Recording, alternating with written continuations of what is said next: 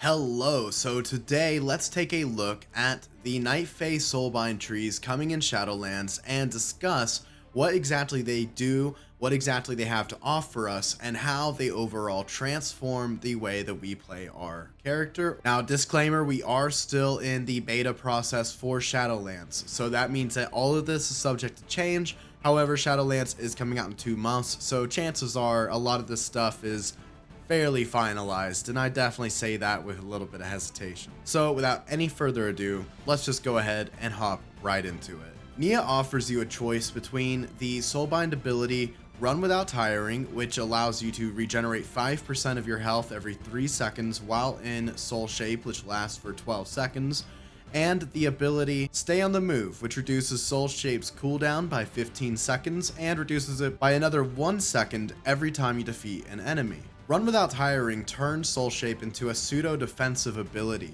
that heals you for 3% of your health every 3 seconds for 12 seconds. That's amazing. That allows you to kite out an opponent around a pillar, and it's on a 1.5 minute cooldown, meaning you can do that fairly often. And in PvE, you can use this ability to save your healer a lot of hard work, or to save yourself in PvE, which is certainly going to come in handy at some point. Stay on the Move is extremely powerful in PvE and open world content because not only do you get that 15-second cooldown reduction, but you do get that further reduction every single time you kill an enemy. In PvP, obviously it doesn't scale that well because you're not killing many people in a 3v3 match, but it does still give you that 15-second cooldown reduction, which could definitely come in handy anytime you want to stay really aggressive or you want to aggressively stay away from somebody else. Nia's next Soulbind abilities that are on offer are Nia's Tools Burrs, which basically throw burrs underneath your target's feet, and this has a proc rate about at 1.75, so that means 1.75 times per minute.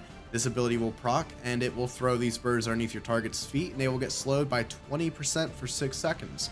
Definitely very useful in PvP for any class that doesn't have a on-use slow ability. Nia's next choice is Nia's Tools Poison, which applies a poison to your target every time you interrupt them, and if you interrupt them again before that poison is up, then it will do a little bit of damage, and yeah, it'll do damage over 30 seconds, and every time you interrupt them while that poison is still on them, they'll take even more damage. So that's pretty cool. I'm not sure how well this scales. I'm not sure how much damage this does, but it is interesting to be able to fit a little more damage into your rotation, and I can see this being useful for a few different scenarios in PvP and even in PvE as well if there's a dungeon with a certain type of mob that's notorious for casting a lot. And finally, we have Nia's Tools Herbs, which makes it to where whenever you heal a target, they have a chance to gain a 2% haste buff. Now, this is really cool, especially for, I don't know, Resto Druids, where you have a lot of dots constantly ticking, and so the proc rate on this is just gonna love that. Next for Nia, we have Nature's Splendor, which has no bearing on performance, but it does give you a chance to get leather, meat, and fish whenever you kill an enemy. And real quick, every Covenant has one of these abilities somewhere in one of its trees, and I gotta say, I actually kind of like the idea a lot. I like the idea of you doing PvE or PvP content because it does work with targets that give you honorable kills, and I like the idea of being able to get a little bit of profession stuff off of killing people. I think that's really great, and it's a great way to earn a little extra money while you're doing those mythic dungeons or those arenas or raids or whatever. This is also, of course, going to be wonderful for questing. And if that ability doesn't suit your fancy, then you can get Swift Patrol, which is an ability that causes you to move 20% faster after killing an enemy. This, of course, is going to be amazing in open world combat. This is going to be amazing in PvE. It's going to be a little less amazing in PvP for obvious reasons. But something to note is that you lose that speed bonus as soon as you enter combat, which for most people I don't assume will be too much of a problem. But for navigating the open world, this ability will be a lot of help. Finally, for Nia, you get the ability Grove Invigoration. This causes your damage and healing abilities to have a chance to give you a stack of some kind of anima thing. I can't remember the name of it off the top of my head. But once you get to 10 stacks, the next time you activate your Night Fae Covenant class ability, you will receive 10%, 1% for every stack worth of maximum health, and you will gain 20% mastery, 2% per one stack, once again, for 30 seconds. Now, this ability is extremely powerful. Most classes find mastery to be quite a desirable stat. So, for most classes, this is going to make Night Fae alone quite the choice to have to turn down, or quite the choice to take up. So, this will be an interesting one to see if it gets nerfed, because right now, I think it stands out quite a lot from any other ability that's offered from any other Soulbind tree from any covenant as one of the most overpowered Soulbind abilities so far. So it'll be interesting to see what the future for this ability holds, but in its current state, 20% mastery for 30 seconds is quite a lot. A lot. Overall, Nia's tree is extremely well rounded and very good for PvP, open world, and even PvE. This is a bit of a jack of all trades Soulbind tree, which kind of makes sense. Usually the first ones for all the covenants so far that I've looked at are pretty much just that, a jack of all trades kind of one, because the first one is of course the first one you get to unlock. The rest are unlocked at various levels of renown. So anyways, let's go ahead and move on to the next Soulbind tree. For the next Soulbind tree, we have Dreamweaver. Dreamweaver's first Soulbind ability on offer is Field of Blossoms. Field of Blossoms has a 1.75 per minute proc rate, and what it does is it places flowers underneath your feet for 15 seconds, and while you stand in them, you get 5% increased haste. Now, this of course is really awesome for PvEers who kind of get that luxury of standing still in something like that, but in PvP, this is pretty much already a washed ability. The next set of abilities from Dreamweaver's tree are Social Butterfly, which makes it to where when you have 2 allies within 8 yards of you, then you get a 5% versatility buff for 5 seconds. At the end of that 5 seconds, that versatility buff is then sent over to them.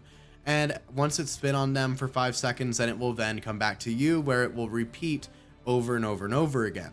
This could be extremely powerful for Mythic Plus, where especially if you are a melee class and there are other melee classes in your group, or if you're a caster and there are at least 2 other casters or another caster and a healer in your group.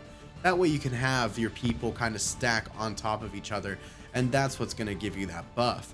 8 yards is not a lot of range, so you got to make sure you're pretty tightly stacked to really get the most out of this. For that reason, I don't see this going too far in PvP outside of maybe rated battlegrounds, because chances are you're going to have people all over the place and you're going to be losing the buff and then getting the buff back, and it's just not going to work quite as well as intended. That's my guess looking at it from my point of view. The next choice is Soothing Voice. When you're incapacitating or roots or stun effects end on a target, then they are also slowed for 90% of their movement speed for 2 seconds, and over that 2 seconds, that 90% movement speed quickly decays down to 0. So my immediate thoughts are this could be very good for classes that have a lot of those kinds of effects. I'm thinking Druid, I'm thinking Rogue, I'm thinking Mage, I'm thinking those kinds of classes.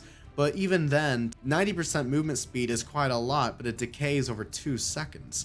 I don't see this being a massive game changer, but I certainly see it being very useful for casters, or really useful for anybody who just want to have a little bit more control on the map. I just don't know if it's going to be a more popular pick than the other Soulbind abilities that it has to compete with. Empowered Chrysalis causes 10% of your overhealing on a target done to be saved as a up to 15% maximum health shield for 5 seconds on your target. Now this, I'm feeling like this could be really good for healers. This could be really good, and I'm especially thinking about healers that are very hot based, since this is triggered by your overhealing done. If you're, say, a Resto Shaman, not counting Riptide would help in this situation, but if you got a hard cast, this only lasts for 5 seconds. So that means if you want to keep a shield up on somebody, say, before an opening fight in PvP, then you're going to have to be casting on them at least once every 5 seconds to keep that shield going. I'm thinking Resto Druids and other hot-based classes, or classes with lots of hots, are going to see maybe more benefit here because it'd be easier for them to keep that up. I'm not sure about that though. Let me know what your thoughts are in the comments down below. That's just kind of my guess looking at it. For our next choice in Dreamweaver's tree, we get Fairy Dust, which anytime you fall further than 20 yards will automatically activate and give you a slow fall effect. Now this is pretty cool. This is obviously going to help a lot of classes that don't already have a slow fall available to them in kind of navigating the open world. but ultimately not like a massive transformative ability and nothing that affects combat. Or we could pick Somnambulist, which is Sleepwalker, they who walk in their sleep. This ability grants you 20% movement speed for 60 minutes anytime that you spend 60 seconds sitting in a resting area. Once again, this is more open world navigation and has no bearing on instance combat or anything like that, but could certainly be nice if you want to get around, say, Ouroboros a little bit quicker. The final Soulbind ability for Dreamweaver is Pod Tender, and what this ability does is when you take damage that would otherwise have killed you, it will envelop you in a pod and will heal you for 30% of your maximum health over 10 seconds. The pod does have a certain amount of health, which is determined based on a couple of different stats and then a little bit of math. But basically, if the pod is killed before that 10 seconds is up and you are fully healed to 30% of your health, then you die. So I could see this being really good in PvE, where chances are another DPS or the tank will be able to come in and get aggro off you and protect you. But if you are in PvP, then chances are you're going to get swarmed and they're going to kill that pod as fast as they possibly can. However, we all know, especially in the early times of Shadowlands, there will be many people that will let pods go and not even realize what's happening, and you'll get a free res. So maybe this will be really good for PvP. I think it'll depend on what rating bracket you're playing in. But yeah, pretty cool. Dreamweaver seems very strong for healer, but there's definitely a DPS path in here if that's the way you want to go as well. I think it's definitely more PvE oriented, but there's also a PvP path in here. And that's typically what you find in these Soulbind trees, that they have one specialty generally, and then they can kind of like touch on a couple other things if you're wanting to do like light PvP or light PvE on the side. But this is certainly going to be one to think about if you're a healer or if you are a PvE oriented DPS. Finally, for the Night Fae Soulbind trees, we have Korayn, and no, not Korayn from Dragon Ball Z. If only. Korayn first offers you a choice between Horn of the Wild, which grants your allies 10% movement speed within 40 yards every time you activate Soul Shape. This of course is very cool for team fights and battlegrounds and raids and even in Mythic Plus. This could find its place in PvE in actual arena, although I feel like it probably won't beat out its competition. Or you could choose Wild Hunt's Charge, which causes your Soul Shape when you are out of combat to turn into a charge ability, and when used against an enemy it will stun them for 5 seconds. Now there's a rumor going around, and I don't know if it's true, that in PvP this will be nerfed to like 2 or 3 seconds. I don't know about that, so we're just going to go with what the tooltip says, and that is a 5-second stun. So this has to be done outside of combat, so that means that this is going to be really good for stealth classes. I'm thinking you feral druids and you rogues are going to really get a lot of use out of this, since you can leave combat and, start combat anytime you want to. But this is definitely going to be a very powerful PvP option. For our next Soulbind ability choice, we get Face Your Foes, which makes it to where when you attack a target that is in front of you, and you're in front of them, then it will put a debuff on them, causing them to do 2% reduced damage to you. Now, this could be very good in PvP, where yes, your entire goal is to try and be attacking your target from behind as much as possible, but because that is their goal as well, inevitably there's going to be times where you are attacking into their face. And so this could help in that case to help reduce the amount of damage that you're taking. This could also be very good for tanks, and that's where this is really going to be good at, because of course, tanks are always attacking in front of their target. This is also going to be good in open world. Where it's going to be really bad for, though, is for you DPS out there in PvE, because in PvE, I mean, let's face it, you always want to be hitting the enemy in the back so you don't get parried, dodged, or blocked. Our next option is called First Strike, and what this does is when you attack an opponent before they have the chance to attack you first, then you get a buff that increases your critical strike damage by 10% for 10 seconds. This, once again, I'm thinking directly to those feral druids, rogues, and casters who can reliably get the first attack off on their target. For your average melee, like warrior and DK, then your chances of getting that first attack are much lower. And so in my opinion, that makes this ability not that great for PvP, because I don't like unreliability. I like to know when my things are going to happen, and I don't want to have to take the risk of, am I going to run into a mage that's just going to ice lance me first, or a rogue who's just going to cheap shot me first, or a feral druid that's just going to feral druid me first, or a arms warrior is just going to charge me first. I don't want that risk. I just want performance. But in PvE, this is where this ability will truly shine, since you will always attack the target first unless you accidentally body pull, in which case you don't deserve your 10% crit buff. Next up, we have Hold the Line, which basically makes you take 10% reduced damage anytime you stand still. Yeah, you tanks out there, Merry Christmas. Have fun with this one. For the rest of us out there, this is pretty much hot garbage, unless you sit still for some reason in Mythic Plus. Maybe you do that as a DPS, I certainly don't. Korayn's next set of abilities are Vorkai Sharpening, which basically makes your weapon take no durability loss, which is, you know, yay, just what I wanted for Christmas. And Get in Formation, which increases your mounted movement speed by 3%, and it also shares that buff with your party and raid members who are following behind you, which is pretty cool for open world and battlegrounds, but it doesn't really have any bearing anywhere else. So yeah, and 3% movement speed, which is like kind of like nothing. And finally, for Korayn, we have Wild Hunt Tactics. And what this ability does is when you are doing damage to opponents with 75% more health, or when you are healing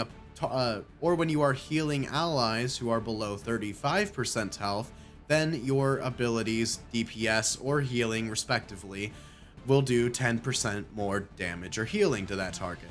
Now this is pretty cool, especially for healers, because when your ally is at 35% health, you need everything you can get. So that is super amazing for PvP and PvE. And then as far as for DPS, this is great if you want to fluff your parses. Let's just be honest here. So doing extra damage to targets above 75% health. You want to fluff your parses. I know what you're all about. But yeah, this is really cool. This is going to be really great for healers and hybrids that want that extra healing, and it's going to be good for your DPSs. I know you're not just trying to get the best parses. You're just trying to help your team and move the fight along quicker. Yeah, I got you, buddy. I got you. Click up here if you want to see my Necrolord Soulbind Covenant breakdown. It's just like this video, but for Necrolords. Go watch it, it's good. And if you liked the video, hit that like button. If you want to see more videos like this about Shadowlands from me, then make sure you hit that subscribe button and ring that bell notification. Don't forget that I stream every Friday night at 5 p.m. Central Standard Time, so you can drop by and ask me questions and hang out. And speaking of questions and all that, let me know in the comments down below. What do you think about all these Soulbinds? Do you think they're kind of annoying? Do you think they're cool? What are your plans? I want to know what your thoughts are. So let me know in the comments down below. Without any further ado, thank you so much for watching the video. I hope you enjoyed it, and I hope you have a great day.